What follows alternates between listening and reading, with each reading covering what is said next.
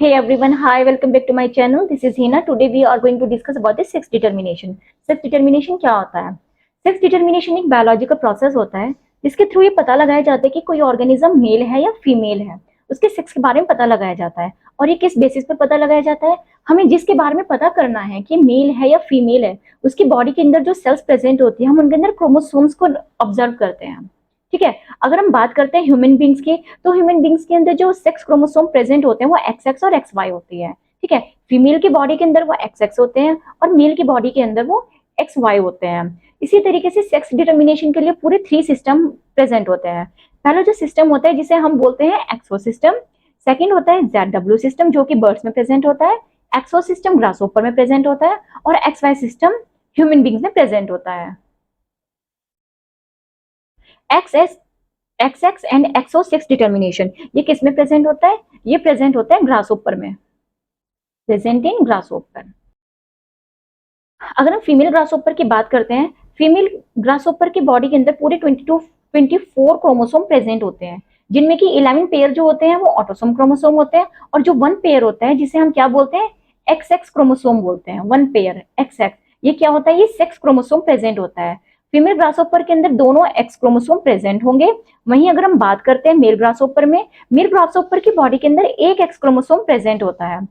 Female grasshopper की body के अंदर पूरे 24 क्रोमोसोम प्रेजेंट होंगे। तो जब फीमेल ग्रासहोपर की बॉडी में जब मियोसिस हो रही होगी तो वहां पर जो फीमेल गैमेट बनेंगे यानी कि फीमेल एग बनेंगे, एक एग के अंदर 12 क्रोमोसोम होंगे और सेकेंड एग के अंदर भी 12 क्रोमोसोम प्रेजेंट होंगे। अगर हम मेल ग्रासहोपर की बात करते हैं तो मेल ग्रासहोपर की बॉडी में पूरे 23 क्रोमोसोम प्रेजेंट होते हैं। और जब मेल ग्रासहोपर की बॉडी में मियोसिस हो रही होती है तो वहां पर जो गैमेट बनते हैं, मेल गैमेट यानी कि मेल स्पर्म, एक स्पर्म के अंदर 11 क्रोमोसोम एंटर होते हैं और सेकंड स्पर्म के अंदर 12 क्रोमोसोम एंटर होते हैं।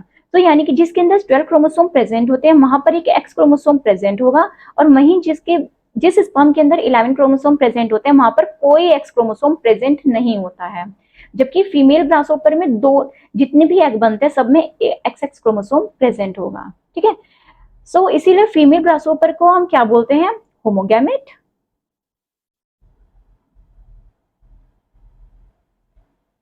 और मेल ग्रासहोपर को बोला जाता है हेट्रोगैमेट। अगर मेल ग्रासहोपर का 12 क्रोमोसोम वाला स्पर्म फीमेल ग्रासहोपर के 12 क्रोमोसोम वाले एग से फर्टिलाइज करेगा ये दोनों, तो ये क्या प्रोड्यूस करेंगे, 24 क्रोमोसोम वाली फीमेल ग्रासहोपर को ये प्रोड्यूस करेंगे। वहीं अगर मेल ग्रासहोपर का 11 क्रोमोसोम वाला स्पर्म फीमेल के 12 क्रोमोसोम वाले एग के साथ में फर्टिलाइज करेंगे तो ये क्या प्रोड्यूस करेंगे, ये मेल ग्रासहोपर को प्रोड्यूस करेंगे। ये होता है X X and XO sex determination. इसे एक्सो इसलिए कहा जाता है क्योंकि यहाँ पर एक एक्स क्रोमोसोम एब्सेंट होता है मेल ग्रासहोपर की बॉडी में।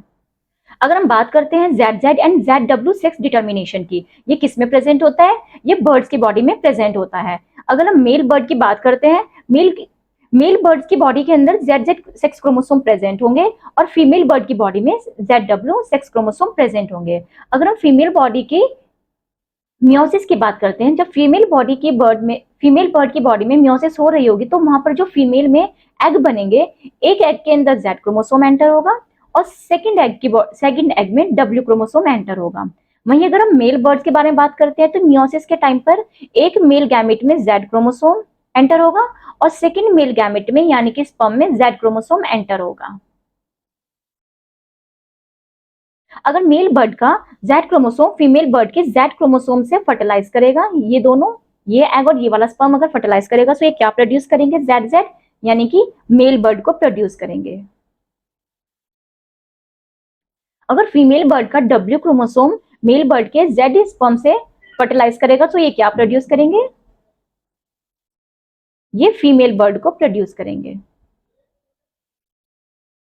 सो बर्ड्स में फीमेल का मेल का होना किस पर डिपेंड करता है, फीमेल बर्ड में फीमेल पर डिपेंड करता है। अगर फीमेल अपना Z क्रोमोसोम दे रही है सो वहां पर वो किसको प्रोड्यूस करेंगे, मेल बर्ड को प्रोड्यूस करेंगे। अगर फीमेल बर्ड का W क्रोमोसोम फर्टिलाइज हो रहा है तो वहां पर किसको प्रोड्यूस करेंगे, फीमेल को प्रोड्यूस करेंगे।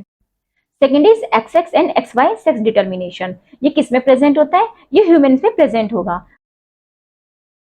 अगर हम ह्यूमन बॉडी की बात करते हैं तो उनमें 23 पेयर क्रोमोसोम जो होते हैं वो 23 पेयर क्रोमोसोम प्रेजेंट होते हैं, और इनमें से 22 पेयर जो होते हैं वो कौन से होते हैं, ऑटोसोम क्रोमोसोम होंगे, और जो 1 पेयर होगा वो कौन सा होता है, वो सेक्स क्रोमोसोम होगा, जो कि सेक्स को डिटरमाइन करेगा। अगर हम फीमेल की बात करते हैं तो फीमेल की बॉडी में XX सेक्स क्रोमोसोम प्रेजेंट होंगे, और अगर हम मेल की बात करते हैं तो मेल की बॉडी के अंदर XY क्रोमोसोम प्रेजेंट होंगे, यानी कि XY सेक्स क्रोमोसोम प्रेजेंट होंगे।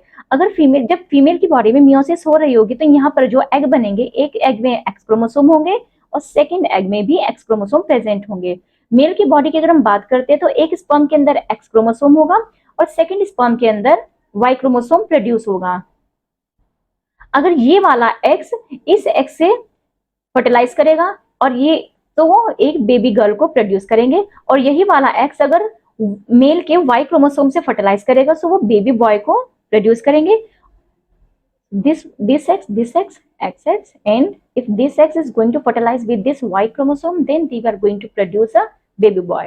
So 50-50% चांसेस होते हैं बेबी गर्ल के और 50% चांसेस होते हैं बेबी बॉय के। सो फीमेल में ह्यूमन बींग्स में क्या होता है, बेबी का होना किस पर डिपेंड करता है, मेल पर डिपेंड करता है। अगर मेल अपना एक्स क्रोमोसोम दे रहे हैं सो वो एक बेबी गर्ल प्रोड्यूस करते हैं, और अगर वो अपना वाई क्रोमोसोम दे रहे हैं तो वो मेल बेबी बॉय को प्रोड्यूस करते हैं। ये होता है सेक्स डिटर्मिनेशन। अगर आपको मेरी वीडियो पसंद आए तो प्लीज मेरी वीडियो को लाइक करें, शेयर करें। अगर आपको बायो में कोई भी टॉपिक मुश्किल लग रहा है, डिफिकल्ट लग रहा है, तो आप मुझे कमेंट में बता सकते हैं।